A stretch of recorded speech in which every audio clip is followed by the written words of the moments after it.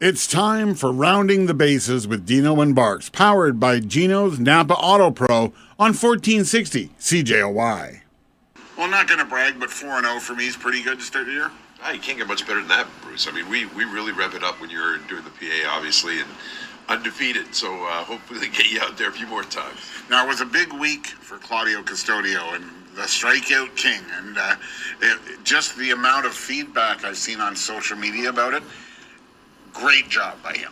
Well, couldn't be a better guy, too. I mean, he's a guy, like I said before, he's not just the best pitcher in the league, he's the best player in the league.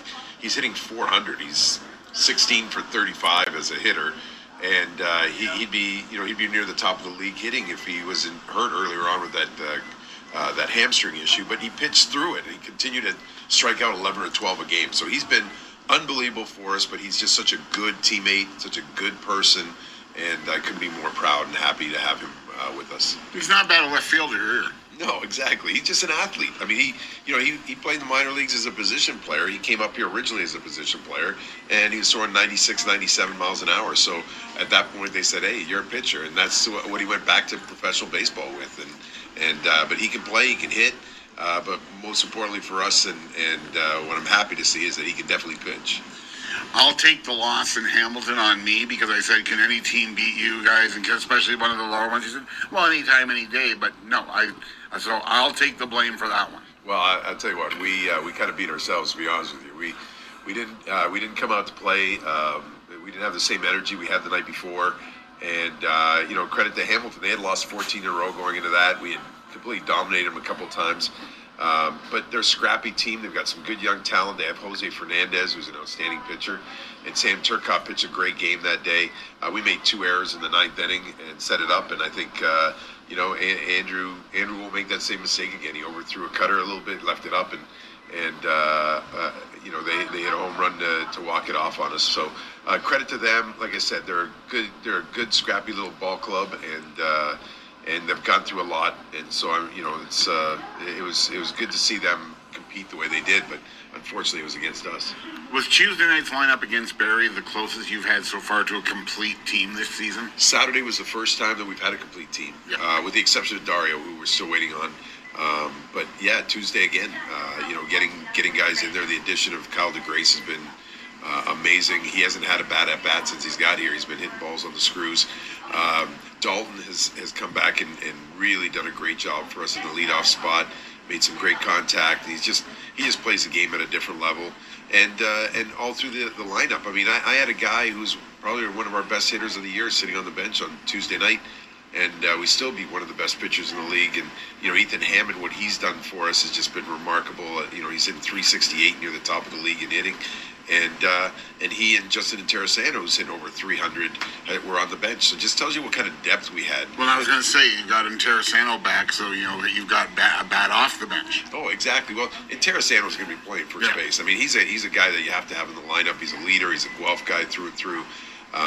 Now, the reason, obviously, we're trying to get Kyle DeGrace qualified, so we're trying to get him as many at-bats as we can possibly get, because he's definitely going to help us in the playoffs.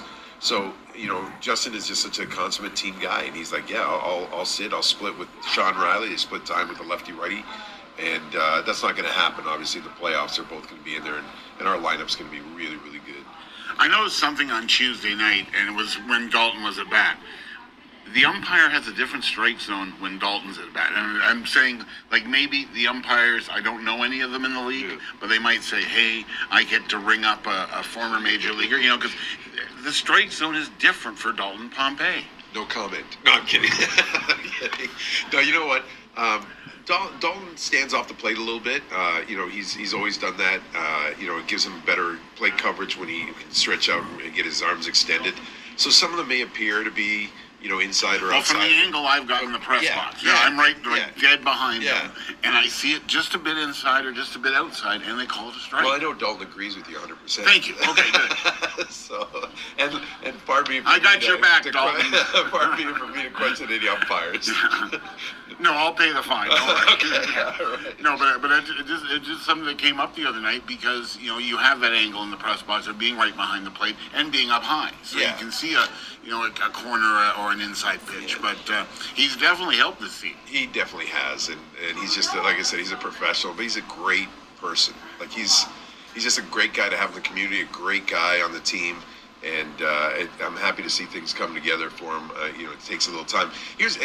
Bruce. Here's the thing for me is that, he's in a no-win situation. He played in the major league, so a pitcher strikes him out. It's like winning the World Series, right? He hits a home run or steals a base. Well, he should because he was a former major leaguer. Yeah. So you're in a no-win situation, and it takes a certain mentality. And every major leaguer that I've coached in this league has gone through it. So you have to look at it and say, well, you just have to play your game and be you and not get frustrated by what's happening, whether it's an umpire's call or whether it's a guy that decides he's going to make the best pitch of his life against you, and make that his moment. That's the thing. Dalton's just a guy who handles everything so classy and so well, and I think it reverberates through the clubhouse and in the dugout. Everybody picks up the same thing that he puts out. Well, I had another one. His interaction with the fans here in Guelph. Little kids stick their hand out, get a hand slap or a high five. They're going back to their parents saying, "A Blue Jay touched me." Absolutely, and I will tell you a quick story. In Hamilton, he hit a foul ball into the dugout of the Hamilton Cardinals. Hit a little boy in the shoulder. He went down. He was crying. He got up. And Dalton gives me a bat that's got his name on it, and then goes afterwards to make sure after the game, after he gets showered up and leaves, he goes to make sure the boy's okay and takes pictures with them and talks to him about baseball. And yes, at home he signs every autograph. He's again one of the classiest guys I've ever been around. I think he's somebody that I'm so excited about having here, not only as a player but as a person.